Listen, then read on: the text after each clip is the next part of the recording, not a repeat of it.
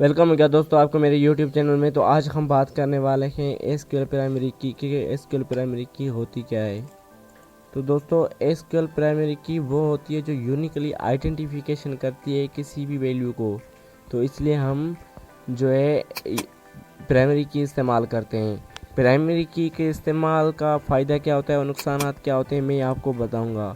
दोस्तों आपका जो प्राइमरी की एसक्यूएल प्राइमरी की जो होती है उसके फ़ायदे ये होते हैं कि वो कोई भी आपका जो है सेम डेटा उसी कॉलम में सेव नहीं करेगी। फॉर एग्ज़ाम्पल किसी की आईडी 1 है, वो उसकी आईडी दूसरे की भी 1 है, तो वो दोनों को सेव नहीं करेंगी। वो बोलेगी कि आपको इसमें जो है चेंज मीन्स यूनिक, मतलब कोई भी यूनिकली जो है चीज़ रखनी है। तो प्राइमरी की एक यूनिकली आइडेंटिफिकेशन करती है, वो भी डेटाबेस में।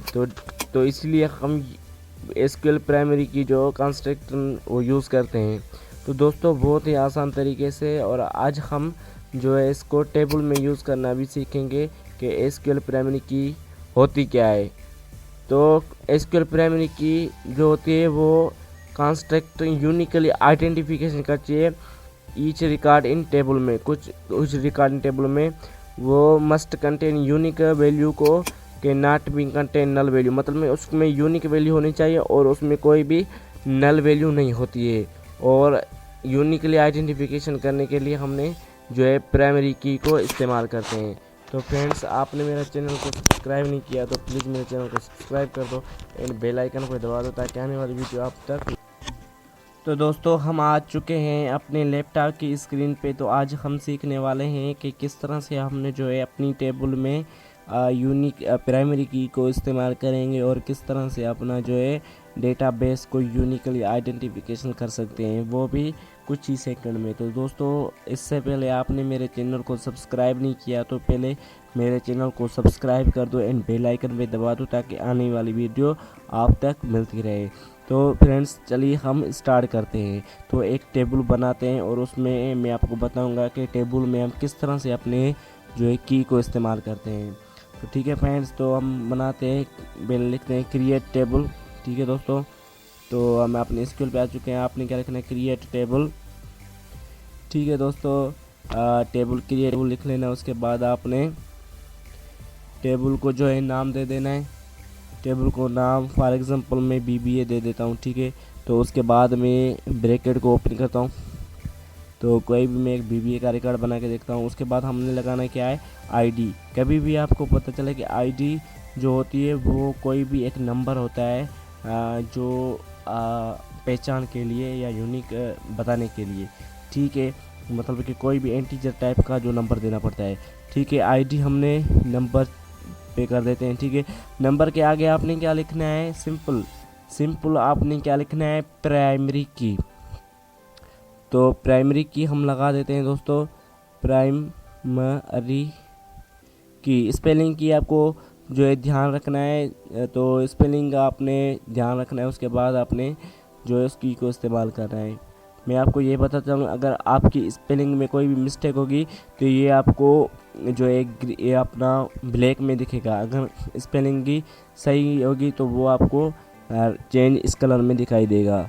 तो दोस्तों आपने इसको जो है क्लोज, इस ब्रैकेट क्लोज करने के लिए मैंने आपको पहले बता चुका हूँ कि ये चीज़ें इस्तेमाल करनी पड़ेंगी। उसके बाद आपने क्या करना है, इंटर लगा देना है और दूसरा कॉलम लगा देना है। तो मैं आपको सिंपल जो है बता रहा हूँ। तो फिलहाल मैं यहाँ पे आपने क्या करना है, नाम कर देना है। ठीक है, अगर आईडी हो तो उसके साथ नाम भी हो। ठीक है, नाम कर देना। उसके बाद नंबर। ठीक है, उसके बाद नाम पे वार 4 लगाते हैं। सॉरी आई विल मिस्टेक, मेरे से मिस्टेक हो गई। वार 4 2। ठीक है, वार 4 2 लगाते हैं हम। तो उसके बाद अपने ब्रैकेट ओपन करना, उसमें कोई भी नंबर लिख लेना है आपने। मैं 30 से ज़्यादा आप नहीं लिख सकते हैं।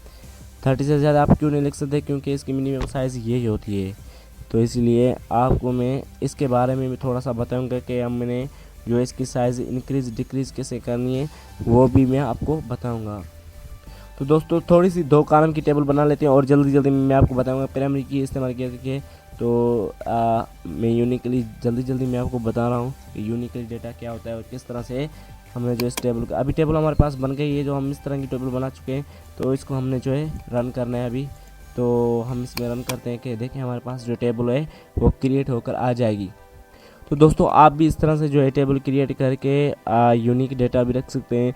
मैंने आज सिंपल जो है प्राइमरी की इस्तेमाल करना सीखा है। नेक्स्ट वीडियो में मैं आपको जो है रेफरेंस इंटीग्रेट बताऊंगा, किसी दो टेबलों को जो है मर्ज करने के लिए। For example relation database management system के बारे में बताऊंगा। तो रिलेशन डेटाबेस मैनेजमेंट सिस्टम होता है क्या? डेटाबेस, तो ये आप समझ रहे हैं कि यही डेटाबेस होता है, ये इस तरह से डेटा होता है। और मैनेजमेंट रिलेशन क्या होता है? किसी दो चीज़ों को रिलेशन करने के लिए हम रिलेशन डेटाबेस मैनेजमेंट सिस्टम कहते हैं, ठीक है। तो डेटाबेस के हिसाब से जो है database management relation database management system को हम कहते हैं। तो देखिए हमारे पास जो टेबल क्रिएट हो चुकी है, हम अभी टेबल को देखते हैं और एक डेटा कुछ इंसर्ट करके देखते हैं, ठीक है। मैं आपको डेटा इंसर्ट करके दिखाता हूँ। तो इंसर्ट इनटू, मैंने आपको ये क्वेरीज ऑलरेडी वीडियो में बता चुका हूँ कि आपको अगर देखने हैं वीडियो तो जाके देखें किस तरह से हमने वैल्यू लगाने। उसके बाद अपने टेबल का नाम दे देना है।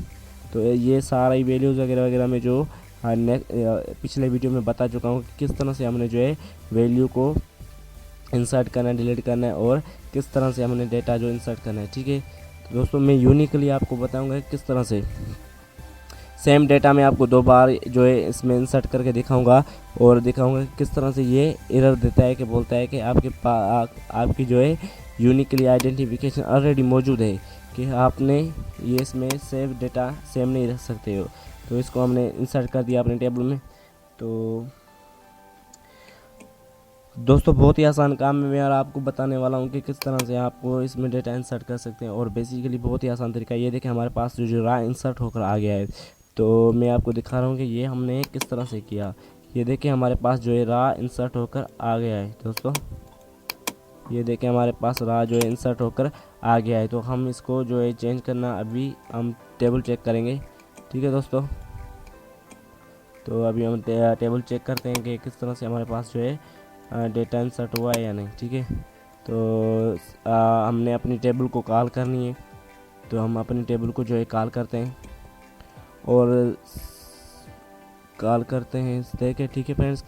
कॉल करने के लिए आपको सिलेक्ट स्टैटिक फ्रॉम टेबल का नाम देना पड़ेगा, ठीक है। उसके बाद आपको ये टेबल लेके आपको क्लोज करनी पड़ेगी 2 मिनट और हम इसको अभी रन करना सीखेंगे, ठीक है। तो दोस्तों इसको हम रन करते हैं। आपने किसी चीज़ को रन करने के लिए आपको उसके सेलेक्ट कर लेना है, ठीक है दोस्तों। सेलेक्ट कर लेना है तो ये रन हो जाएगी। तो मैं आपको दिखाऊंगा कि इसमें पहले ही वो डेटा मौजूद है और इसमें डेटा मौजूद है। तो किस तरह से हमने इसको, ये देखें हमारे पास जो डेटा आ चुका है, ID 1 पे शायद नाम है और ये हमारे पास जो डेटा आ चुका है। तो वो दोस्तों आप भी इस तरह से जो है कर सकते हैं। और डेटा देखें हमारे पास जो है आ चुका है। अभी मैं सेम डेटा ही फिर इसमें लगाना आपको सिखाऊंगा किस तरह से ये लगाया जाता है दोस्तों। तो इस तरह से आपको मैं बताना हूँ। तो सिंपल हमने दूसरा यही डेटा उठा लेना है और इसको दोबारा रन करेंगे। ये तो हमें बताएगा कि यार नहीं, ये तो आपके पास यूनिकली आइडेंटिफिकेशन है। तो हम इसको रन करते हैं। तो किस तरह से ये यूनिकली देखें हमारे पास error string line it is a uniquely identification बोलता है इंसर्ट इन वैल्यू। जो हमने किया वो यूनिक वैल्यू है दोस्तों। आपको दिख रहा है कि ये यहाँ पे एक ये यहाँ पे देखें एक मैसेज आ रहा है यूनिकली कंस्ट्रक्ट, ठीक है। तो ये यूनिकली यूनिक कंस्ट्रक्ट है। इसमें आप जो है दोबारा वही सेम डेटा आप इंसर्ट नहीं कर सकते हैं। क्यों नहीं कर सकते हैं? क्योंकि हमारे पास जो है ये डेटा ऑलरेडी मौजूद है, तो इसलिए। तो आप सोच रहे होंगे यार ये तो सेम ही डेटा उसमें इंसर्ट कर रहा है। ये देखें यूनिक कांस्टेंट, मतलब कि इसमें आप वही सेम डेटा जो है यूज़ नहीं कर सकते हैं। तो इस तरह से हमने जो है कीज़ बनाते हैं। और सेकंड वीडियो में हम सीखेंगे किस तरह से हमने की अपनी की को यही की को रिलेशन करते हैं अपनी दूसरी टेबल से। 2 टेबलें बनाएंगे, दोनों टेबलों को हम रिलेशनशिप सीखेंगे। उसके बाद हमने जो है कुछ ज्वाइन सीखेंगे और आपको मैं सुपर की बताऊंगा, प्राइमरी की बताऊंगा और इस्तेमाल जो भी वीडियो में बनाऊंगा आपको यहाँ में इस्तेमाल करके बताऊंगा किस तरह से काम होता है और किस तरह से किया जाता है। तो इससे पहले आपने मेरे चैनल को सब्सक्राइब नहीं किया तो प्लीज़ मेरे चैनल को सब्सक्राइब कर दो, बेल आइकन दबा दो ताकि आने वाली वीडियो आप तक मिलती रहे। Thanks for my watching video.